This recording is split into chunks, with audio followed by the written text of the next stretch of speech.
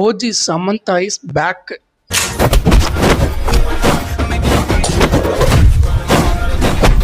சமந்தா தேனி நடிச்ச படம் தான் மா என்டி பங்காரா. அதாவது தமிழில் டக் பண்ண எங்கள் தங்க மூவியில் தான் பார்க்க போகிறோம். படத்தோட ஒன்லைன் ஸ்டோரி என்னன்னா, சமந்தாவும் அவங்க ஹஸ்பண்டும் திருட்டமாக கல்யாணம் பண்ணிக்கிறாங்க.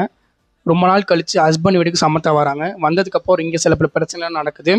சமந்தாவுக்கு பாஸ்ட்டில் சில ரவுடி கூட ஒரு பிரச்சனை இருக்குது. அதெல்லாம் எப்படி வீட்டுக்கு தெரியாமல் சமாளித்தாங்க, இதெல்லாம் எப்படி முடிஞ்சிச்சுங்கிறது ரொம்ப த்ரில்லராக ரொம்ப நல்லா கொண்டு போயிருந்தாங்க. ஃபர்ஸ்ட் ஆஃப் எப்பொழுது போல் ஒரு ஆவரேஜ் தான்.